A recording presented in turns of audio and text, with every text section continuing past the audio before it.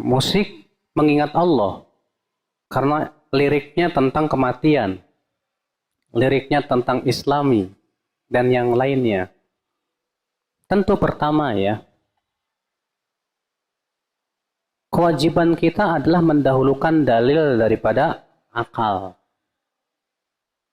Ketika Rasulullah mengharamkan dan Rasulullah menyatakan itu haram, tegas.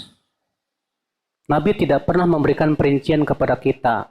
Kalau musik ini buat yang liriknya Islami boleh. Kalau liriknya nggak Islami, isinya maksiat nggak boleh. Nggak, Nabi mengatakan apa? Akan benar-benar ada dari umatku yang menganggap halal alat-alat musik. Tegas, mutlak. Kaidah usul fikih mengatakan apa? Sesuatu dalil yang sifatnya mutlak tidak boleh dibawa kepada keadaan tertentu kecuali dengan dalil. Dan tidak ada dalil.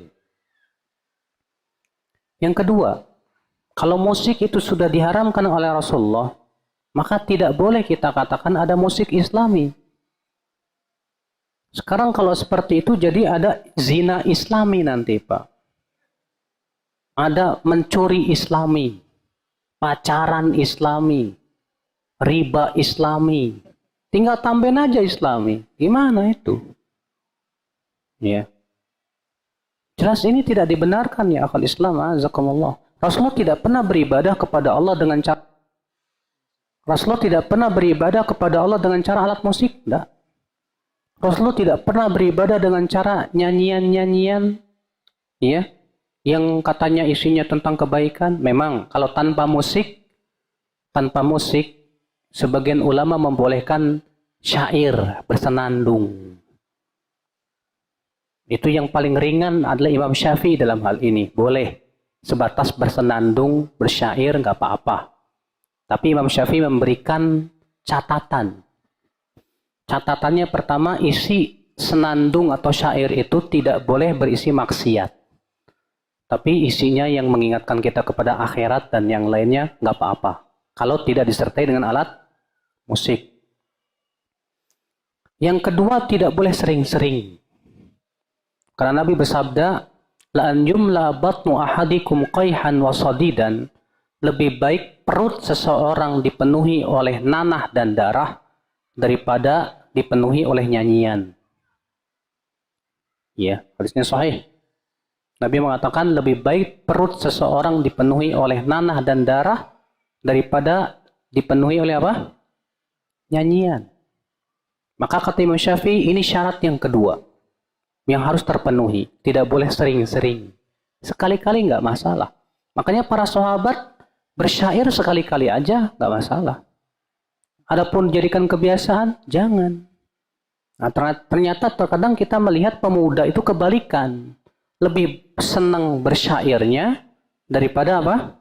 Baca Qur'annya, daripada zikirnya. Ini melalaikan namanya, Pak. Tetap ini tidak diperbolehkan kalau sudah seperti itu. Ya. Kalau kita membaca kitab-kitab para ulama tentang nyanyian, banyak banget yang keras terhadap nyanyian. Ya. Imam Malik mengatakan nyanyian itu ruqyatuz zina. Ruqyahnya zina. Mas'ud dan Ibnu Abbas ketika menafsirkan firman Allah, wa minan nas may yashtari lahwal hadits liyudilla an sabilillah. Di antara manusia ada yang membeli ucapan-ucapan yang tak berguna untuk menghalang-halangi manusia dari jalan Allah. Kata Ibnu Abbas apa? Demi Allah, yang dimaksud ayat ini adalah nyanyian. Itu juga perkataan Ibnu Mas'ud. Sampai bersumpah 3 kali. Demi Allah, yang dimaksud ayat itu adalah nyanyian. Memang akhi ya, kita yang dari kecil ngedengerin nyanyian, itu kayak gimana gitu ya. Ya, kayaknya kita dari kecil dah, gimana sih di angkot ada nyanyian, ada musik, di mana-mana ada musik. Kok kayaknya baru sekarang nih kita dengar-dengar nih. Jangan-jangan nih agama baru nih. Masalahnya kita dari kecil udah dididik di atas kayak gituan, Pak. Kita anggap biasa, biasa. Waktu SD dulu ya, pelajaran olahraga senam jasmani, teng teng teng teng teng teng gitu. Pakai musik. Jadinya kita nganggap biasa, biasa. Ya. Sehingga pada waktu itu gara-gara kita terbiasa di atas sesuatu yang ternyata setelah tahu kita itu mungkar, kita merasa heran. Ibnu Mas'ud berkata begini, kaifa bikum idza labisatkumul fitnah wa sarat sunnah. Ya. Bagaimana pendapat kalian apabila fitnah itu melanda kalian dan fitnah dianggap sunnah? Yarbu fiha shaghir, anak kecil tumbuh di atas fitnah. Wa yahramu fihal kabir, orang dewasa tua di atas fitnah. Sehingga mereka menganggap ini sunnah.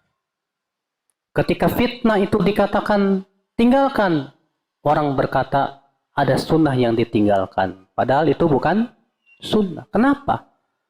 Di situ Ibnu Mas'ud memberikan kepada kita alasannya. Dia sudah tumbuh dari kecil di atas fitnah. Dia sudah dewasa sampai tua di atas fitnah. Sehingga dia anggap biasa gitu. Dianggap biasa, nggak masalah. Nah, inilah jadi masalah akal Islam. Nah, setelah kita besar, mulai kita mengaji, baru kita dengar, haram. Waduh. Ya, kalau antum Masya Allah kayak Mas tadi itu ya, pas dengar langsung haram, langsung nyari, langsung, wah, udah kalau gitu saya tinggalin, Masya Allah, gitu kan. Yang berabenya tuh Pak, pas dia tahu haram, apaan sih nih? Dikit-dikit haram. Agama apaan tuh kayak gitu tuh kan. Susah jadinya, karena ngikutin hawa nafsu. Ya, Allah.